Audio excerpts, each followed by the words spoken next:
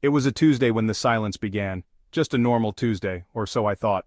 My son Daniel always called on Tuesdays. It was our thing, a simple tradition we'd kept since he moved out.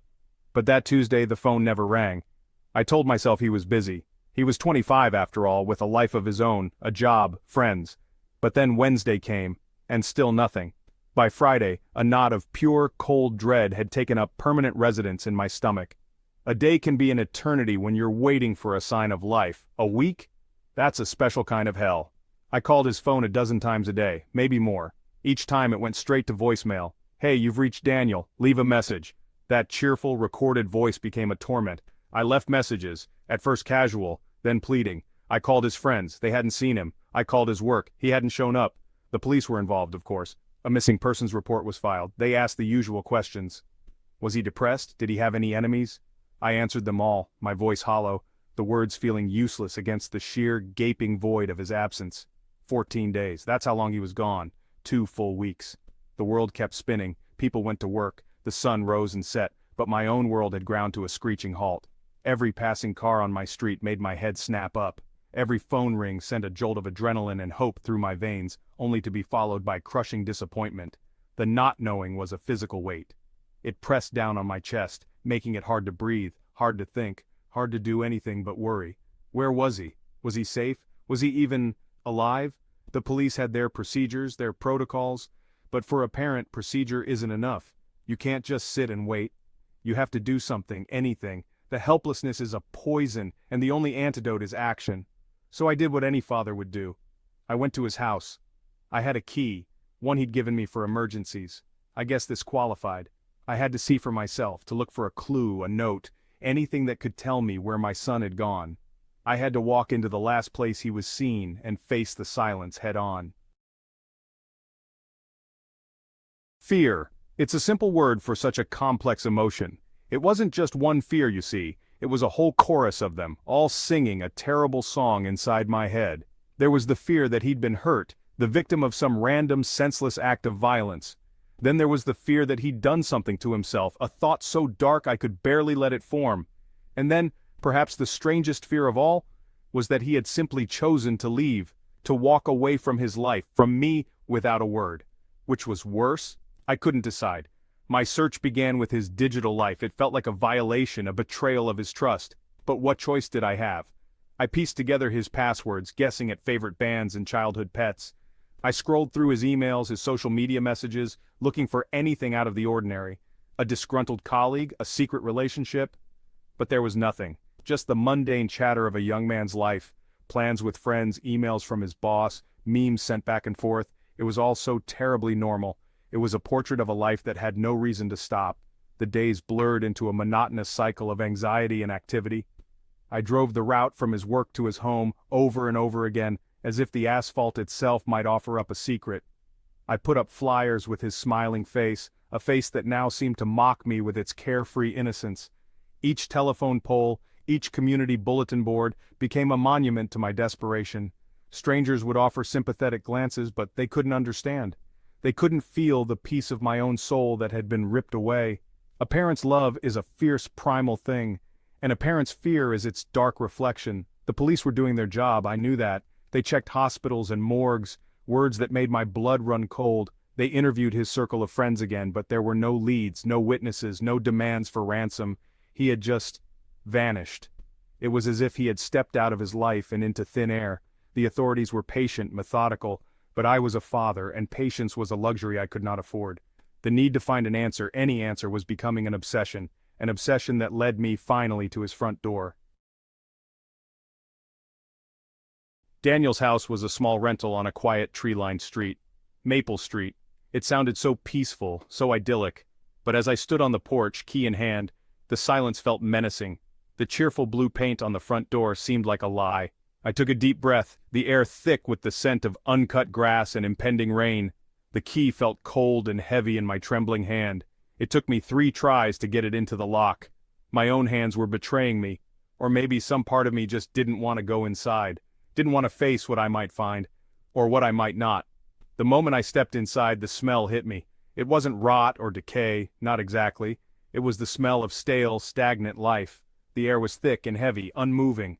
A stack of mail lay scattered on the floor just inside the door, a 2-week accumulation of circulars and bills. In the living room, a coffee mug sat on the end table, a dark ring of dried liquid at the bottom. A video game controller lay on the floor as if dropped mid-game. It was a scene frozen in time, a snapshot of the exact moment life had been interrupted. I walked through the small house like a ghost. Each object was a clue, a memory. In the kitchen, a single plate and fork sat in the sink, remnants of his last meal. What was he eating? What was he thinking about?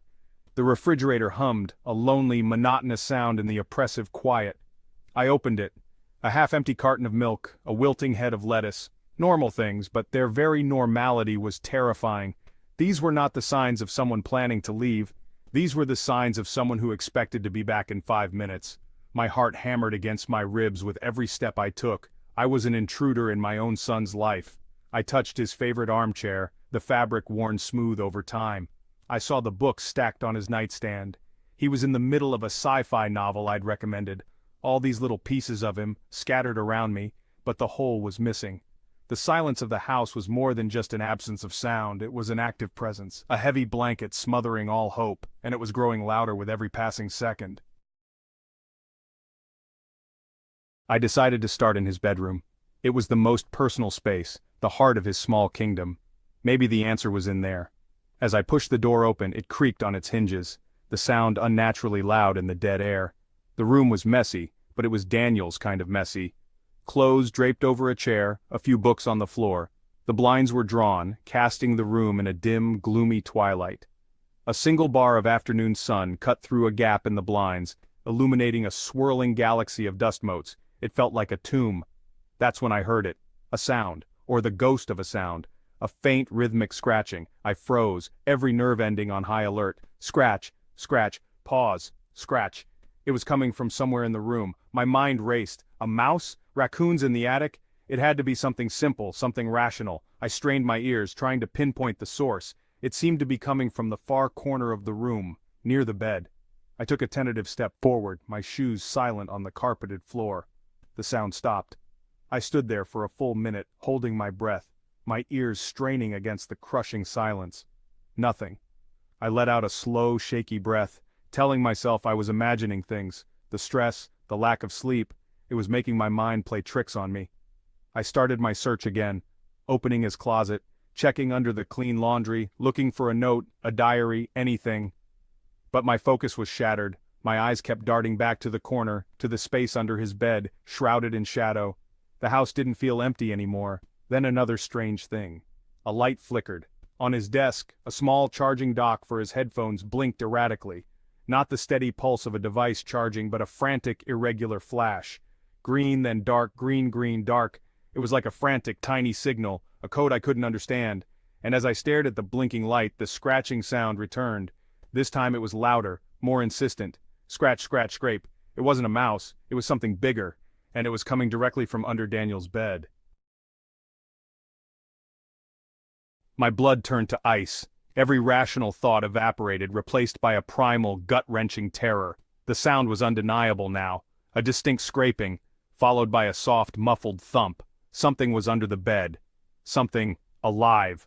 My mind, already frayed from weeks of worry, conjured up 1,000 horrific possibilities. An animal that had gotten trapped? A person hiding? My heart was a wild drum against my ribs. I backed away slowly, my hand reaching for my phone in my pocket.